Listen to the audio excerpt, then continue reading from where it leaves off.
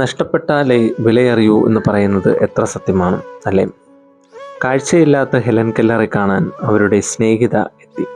മനോഹരമായ വനപ്രദേശം കടന്നാണ് അവരെത്തിയത്. ഹെലൻ കൂട്ടുകാരിയോട് ചോദിച്ചു, വന്ന വഴിക്ക് എന്തെങ്കിലും കണ്ടോ? അവൾ പറഞ്ഞു, ഞാൻ പ്രത്യേകിച്ചൊന്നും കണ്ടില്ല. മുഴുവൻ കാടല്ലേ? ഹെലൻ പറഞ്ഞു, നിങ്ങളുടെ മറുപടിയിൽ എനിക്ക് ഒരത്ഭുതവുമില്ല. തിരിച്ചു പോകുമ്പോൾ ഒരു കാര്യം മാത്രം ശ്രദ്ധിക്കുക. നാളെ നിങ്ങളുടെ കാഴ്ച നഷ്ടപ്പെടുമെന്ന് കരുതി നിങ്ങളുടെ കണ്ണുകൾ ഉപയോഗിക്കുക. ഏറ്റവും ചെറിയ കാര്യം കാണുക. കണ്ണുകൾ മാത്രമല്ല, എല്ലാ ഇന്ദ്രിയങ്ങളും ഇതേ രീതിയിൽ പ്രവർത്തിക്കുക. എന്തിനേയും രണ്ട് രീതിയിൽ ഉപയോഗിക്കാം. ഒന്ന് അതിൻ്റെ സമ്പൂർണതയിൽ, രണ്ട് അതിൻ്റെ മിനിമത്തിൽ.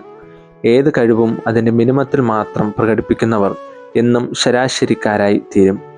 മിന്നുന്ന പ്രകടനങ്ങൾ എന്നും കാഴ്ചവെക്കുവാൻ അവർക്ക് കഴിയുകയില്ല. ഒന്നിനോടും പ്രത്യേക മമതയോ അഭിനിവേശമോ അവർക്കുണ്ടാവുകയില്ല. എല്ലാറ്റിൻ്റെയും അരികുപറ്റി നടന്ന് എന്തൊക്കെയോ കണ്ട് എങ്ങനെയൊക്കെയോ കഴിഞ്ഞുകൂടും.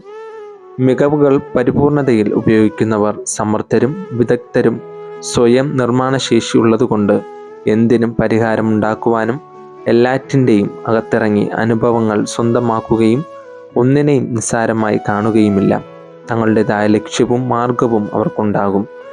പരമാവധി പ്രവർത്തിക്കുവാനും ശരാശരി പ്രവർത്തിക്കുന്നവർ തമ്മിലുള്ള വ്യത്യാസം ശൈലിയിലും ബലത്തിലുമുണ്ടാകും. കാണുന്നവരുമുണ്ട്, നിരീക്ഷിക്കുന്നവരുമുണ്ട്, കേൾക്കുന്നവരുമുണ്ട്, ശ്രദ്ധിക്കുന്നവരുമുണ്ട്. ഒരേ ഇന്ദ്രിയങ്ങൾ മനോഭാവ വ്യത്യാസത്തോടെ പ്രവർത്തിക്കുമ്പോൾ അവ ചെലുത്തുന്ന സ്വാധീനവും വലുതായിരിക്കും.